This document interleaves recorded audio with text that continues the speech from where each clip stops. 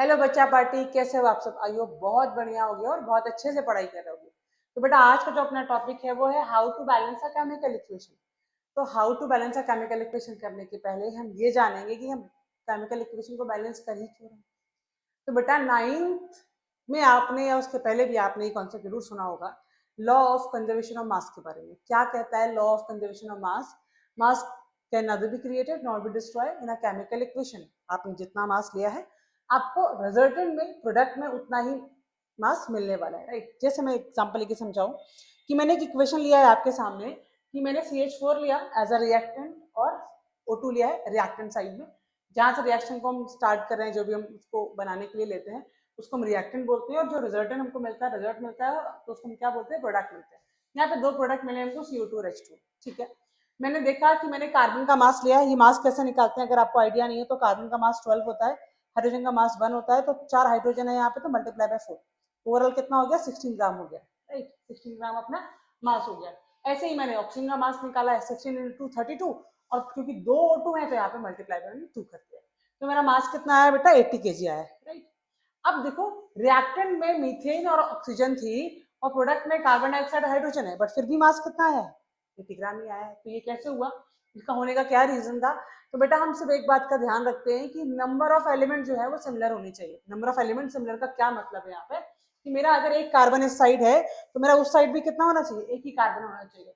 अगर मेरे 4 हाइड्रोजन है तो इस साइड भी क्या होना चाहिए? 2 इंटू 2 4 हाइड्रोजन होने चाहिए।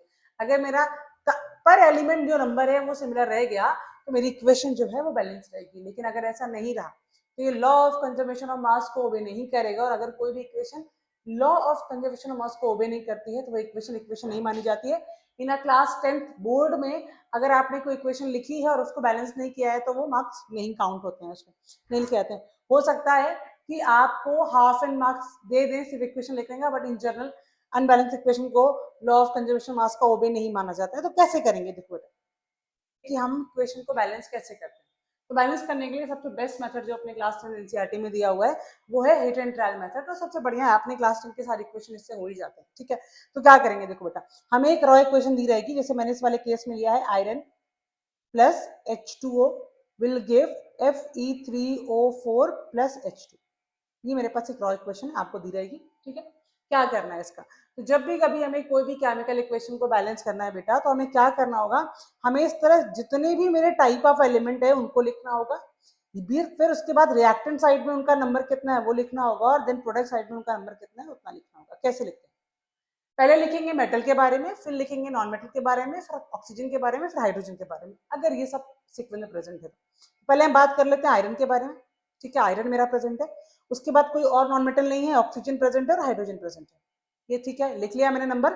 अब मुझे बताओ आयरन इस साइड कितना है? 1 है नंबर में, और इस साइड कितना है? 1 है नंबर में। बहुत अच्छा, अच्छा सॉरी, Fe3O4 है,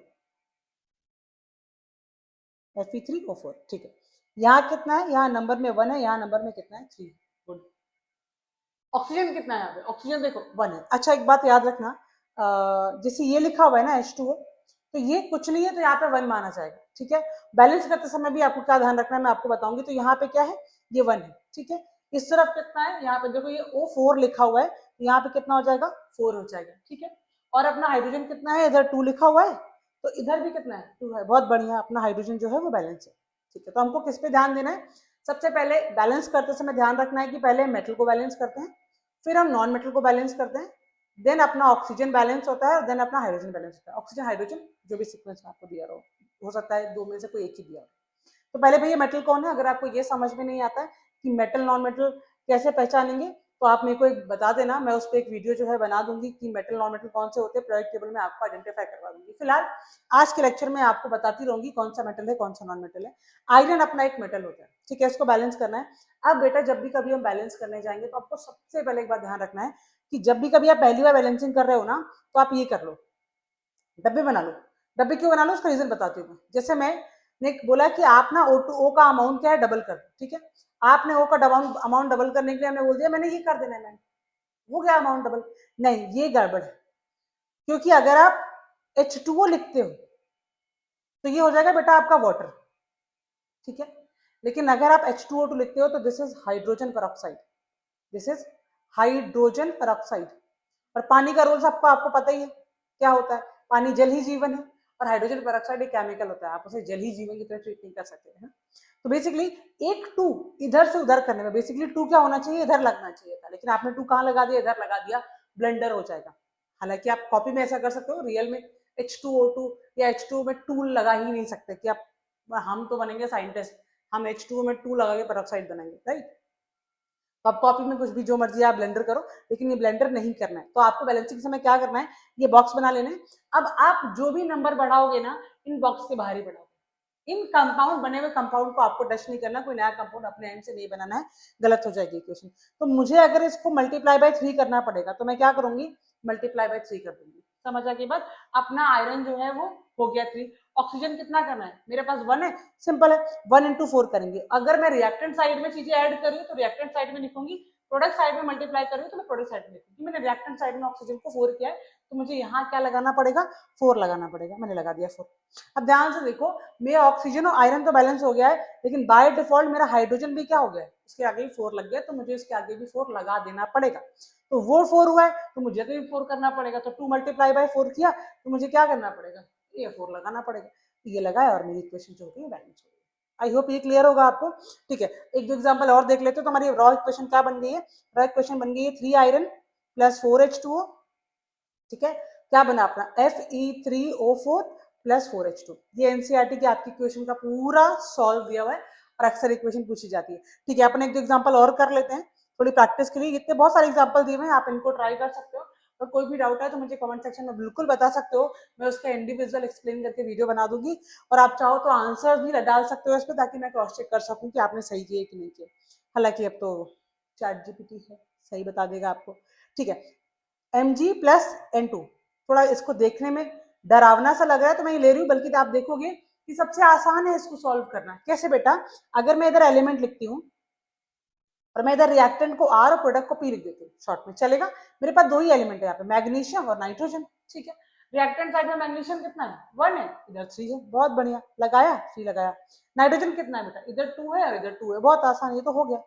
सिंपल क्या करना है, मल्टीप्लाई बाय 3 कर देना है मुझे। ठीक है, तो यहाँ क्या हो जाएगा, मल्टीप्लाई बाय 3 हो जाएगा। तो ये क्या हो गया, 3 मैग्नीशियम और अपना N2 बैलेंस से ही, N2 अपना बिगड़ा ही नहीं उसमें, तो ये काम हो गया, कोई दिक्कत नहीं। अपनी raw equation 3Mg + N2 give Mg3N2 होगी।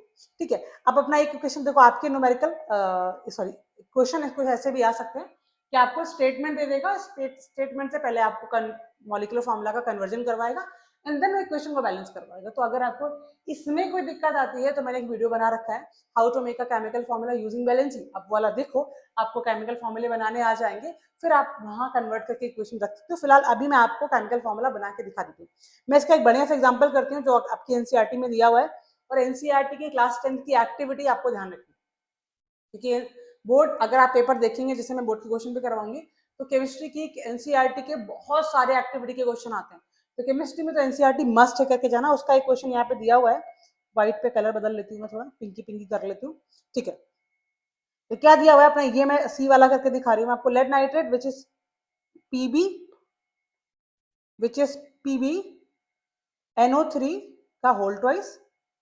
जब इसको मैं हीट करूंगी इन द प्रेजेंस ऑफ किसी के प्रेजेंस में, डायरेक्ट मैंने टेस्ट ट्यूब लिया, उसमें लेड नाइट्रेट डाला, उसको सिंपल हीट कर दिया, तो ये मेरे को क्या दे रहा है बनके, ये मेरे को दे रहा है PbO plus oxygen plus nitrogen की ब्राउन फिल्म्स आती है नाइट्रोजन डाइऑक्साइड की। ये भी इटसेल्फ एक क्वेश्चन बनता है, आपको आइडेंटिफिकेशन का काम करता है, आप ये बात याद रखिएगा। तो देखो भाई, बैलेंस करने के लिए हम क्या करेंगे, हम वही एलिमेंट, बटा क्या हो जाएगा एलिमेंट। ठीक है, फिर यहाँ पे मेरा अपना एलिमेंट कौन है, एक लेड है अपने पास, एक नाइट्रोजन एक ऑक्सीजन, तीन ही एलिमेंट दिखाई दे रहे हैं साइड में, नाइट्रोजन हो गया ऑक्सीजन हो गया, तीन एलिमेंट दिख रहे हैं। रिएक्टेंट को मैं R लिख देती हूँ, प्रोडक्ट को P लिख देती हूँ, कलर चेंज कर लेती हूँ, इतना पिंकी पिंकी सा हो गया है। ठीक है, तो अपना लेड कितना है बेटा, यहाँ पे 1 है, यहाँ पे लेड कितना है, 1 है, बहुत बढ़िया, 1 और 1 लिख दिया। नाइट्रोजन कितना है अपना, जो ये ब्रैकेट के बाहर जो होगा वो दोनों एलिमेंट से मल्टीप्लाई होता है, तो इधर क्या हो जाएगा 2 उधर जाएगा, और ये क्या हो जाएगा, इससे मल्टीप्लाई होकर ऑक्सीजन 6 हो जाएगा, बहुत बढ़िया। इधर नाइट्रोजन कितना है अपना, एक ही है नाइट्रोजन, बहुत बढ़िया। ऑक्सीजन अपना कितना है 2 और 2 4 और 5 ऑक्सीजन, बहुत बढ़िया। अभी ऑड नंबर वाले मैं कैसे बनते हैं मैं आपको बताती हूँ, परेशान नहीं होना है बिल्कुल भी। लेड अपना देखो ये मेटल है, बैलेंस है, कोई दिक्कत वाली बात नहीं। नाइट्रोजन 2 है 1 है, मल्टीप्लाई बाय 2 कर देंगे, बहुत बढ़िया, मल्टीप्लाई बाय 2 कर दिया हमने, इतना तो अपना काम हो गया। लेकिन ऑक्सीजन कैसे बैलेंस करोगे, अगर इधर मल्टीप्लाई बाय 2 करोगे, इधर मल्टीप्लाई बाय 2 करोगे, तब भी दोनों का नंबर नहीं आएगा। ठीक है, तो हमें क्या करना है, जब कभी ऐसे नंबर आए तो हमें 8 एंड 10 लगा के पहले 2 से मल्टीप्लाई करना स्टार्ट करना है। तो जैसे मैंने यहाँ पर क्या किया, 6 मल्टीप्लाई बाय, मतलब पूरी इक्वेशन को 2 से मल्टीप्लाई करेंगे, हालांकि 1/2 वाला जाएगा, बट हम सिंपल करते हैं कि मैंने 6 मल्टीप्लाई बाय 2 करने की कोशिश की। जैसे मैं इसको 6 मल्टीप्लाई बाय 2 कर रही हूँ, तो देखो मेरे पास क्या हो गया, पूरे में करना पड़ेगा क्योंकि हम यहाँ कुछ नहीं कर सकते। तो मेरे साथ जैसे मैंने किया तो मेरा लेड भी बाय डिफॉल्ट 2 हो गया है, मेरे नाइट्रोजन भी कितने हो गए, 4 हो गए, 2 इसके और 2 इसके, ये वाले। तो ये क्या कर दूं, मैं हटा के इसको 4 लिख दूं। तो यहाँ ये तो हो गया रिएक्टेंट साइड की कहानी। ठीक है बेटा, अभी क्या हो गया, लेड 2 हो गए, तो मुझे लेड को 2 करना पड़ेगा, मतलब मुझे इसको 2 करना पड़ेगा, और मेरे पास नाइट्रोजन 4 हो गए, तो मुझे यहाँ पर भी 2 करना पड़ेगा। तो ये हटा के मुझे क्या करना पड़ेगा, 2 करना पड़ेगा। अब देखते हैं इस साइड और उस साइड ऑक्सीजन बैलेंस हुआ कि नहीं हुआ। ऑक्सीजन कितने हो गए, 12, 12, और इस साइड देख लेते हैं, 4, 8 हो जाएंगे, +2 10 +2 12, इस साइड भी अपने कितने हो गए, 12, हो गया इक्वेशन बैलेंस। तो ये one of the toughest example में से आपकी क्लास 10 में आते हैं। बस जब कभी ऑड नंबर में आए तो एक को 2 से मल्टीप्लाई करके देखना स्टार्ट करना, अपने आप हो जाएंगे। अब इनके अलावा बाकी आप ये ट्राई करें, फिल इन द ब्लैंक्स वाले भी क्वेश्चन है, ये वाले क्वेश्चन है, इनका स्क्रीनशॉट ले लें और ट्राई करें आप। इनमें से किसी में भी आपको कोई दिक्कत आए तो मुझे बताएं, कमेंट सेक्शन में मैसेज करें, मैं उस पर वीडियो बना के आपकी हेल्प कर दूंगी। Thank you for watching.